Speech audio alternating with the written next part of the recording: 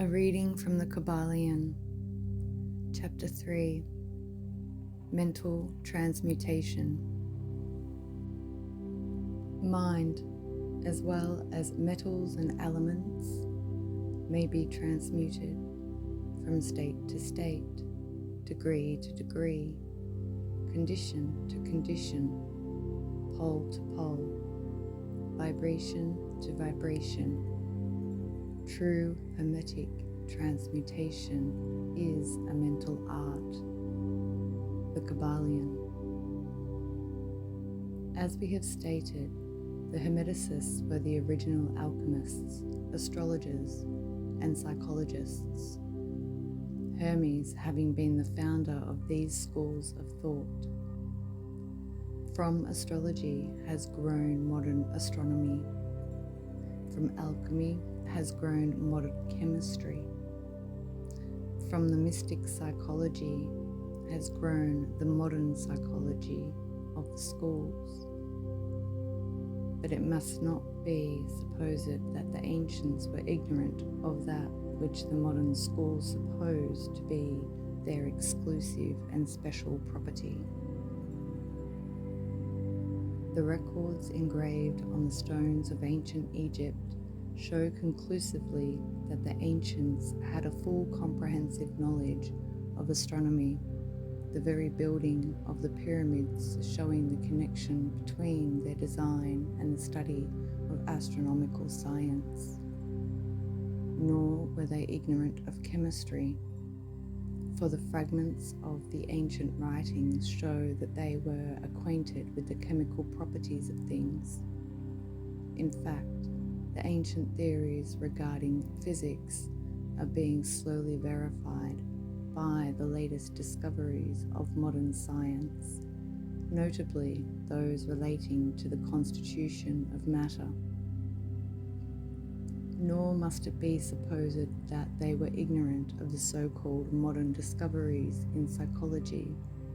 On the contrary, the Egyptians were especially skilled in the science of psychology, particularly in the branches that the modern schools ignore, but which, nevertheless, are being uncovered under the name of psychic science, which is perplexing the psychologists of today and making them reluctantly admit that there may be something in this after all. The truth is that beneath the material chemistry, astronomy, and psychology, that is, the psychology in its phase of brain action, the ancients possessed a knowledge of transcendental astronomy, called astrology, of transcendental chemistry, called alchemy, of transcendental psychology, called mystic psychology. They possessed the inner knowledge as well as the outer knowledge, the latter alone being possessed by modern scientists. Among the many secret branches of knowledge possessed by the Hermeticists was that known as mental transmutation, which forms the subject matter of this lesson.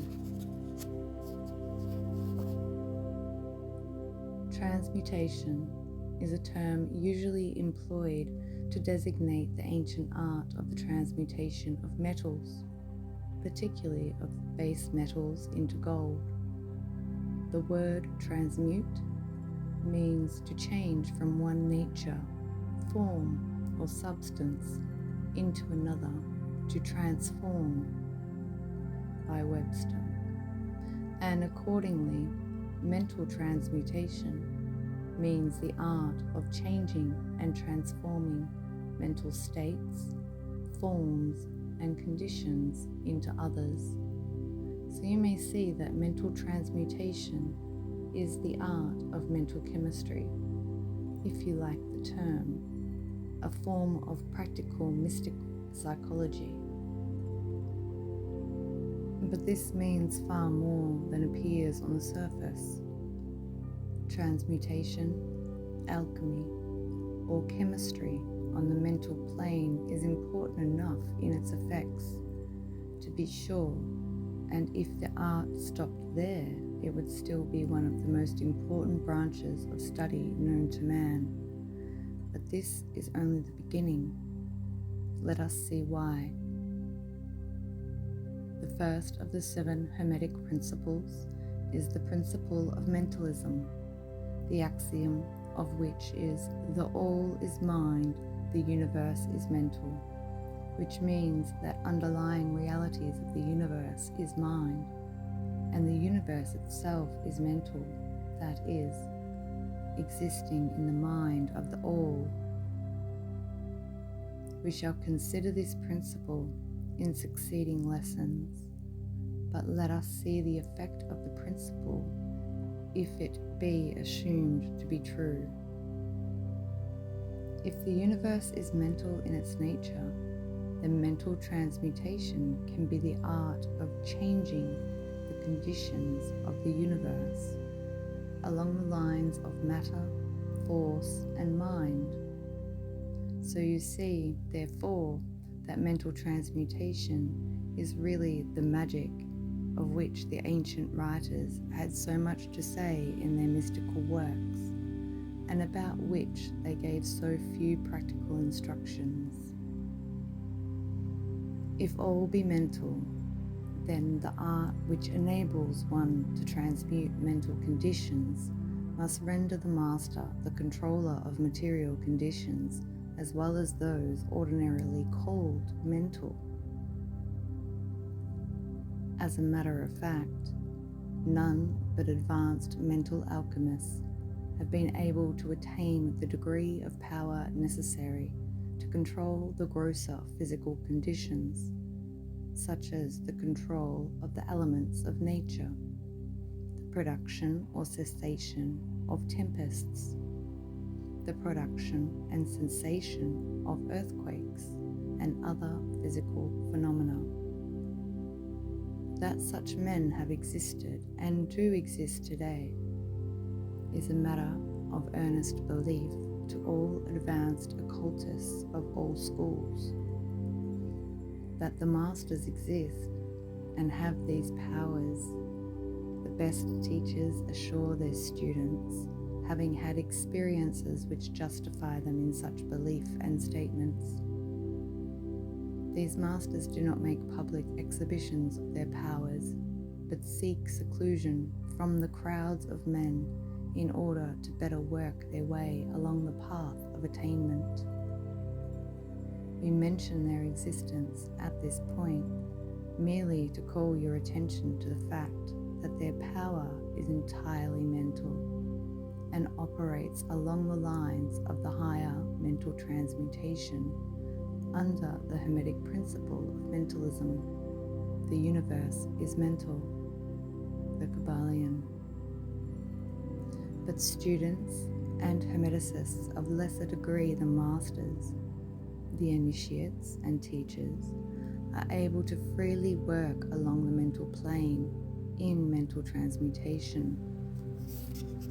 In fact, all that we call psychic phenomena, mental influence, mental science, new thought phenomena, etc., operates along the same general lines, for there is but one principle involved, no matter by what name the phenomena be called. The student and practitioner of mental transmutation works among the mental plane, transmuting mental conditions, states, etc., into others according to various formulas, more or less efficacious. The various treatments, affirmations, denials, etc., of the schools of mental science are but formulas, often quite imperfect and unscientific, of the Hermetic art. The majority of modern practitioners are quite ignorant compared to the ancient masters, for they lack the fundamental knowledge upon which the work is based. Not only may the mental states, etc., of oneself be changed or transmuted by Hermetic methods, but also the states of others may be and are constantly transmuted in the same way, usually consciously, but often consciously by some understanding the laws and principles, in cases where the people affected are not informed of the principles of self-protection. And more than this, as many students and practitioners of modern mental science know, every material condition, depending upon the minds of other people, may be changed or transmuted in accordance with the earnest desire, will, and treatments of person desiring changed conditions of life. The public are so generally informed regarding these things at present that we do not deem it necessary to mention the same at length, our purpose at this point being merely to show the Hermetic principle and art underlying all of these various forms of practice, good and evil, for the force that can be used in opposite directions according to the Hermetic principles of polarity. In this little book, we shall state the basic principles of mental transmutation, that all who read may grasp the underlying principles and thus possess the master key that will unlock the many doors of the principle of polarity. We shall now proceed to a consideration of the first of the Hermetic 7 principles, the principle of mentalism, in which is explained the truth that the all is mind, the universe is mental, in the words of the Kybalion. We ask the close attention and careful study of this great principle on the part of our students, for it is really the basic principle of the whole Hermetic philosophy and of the Hermetic art of mental transmutation.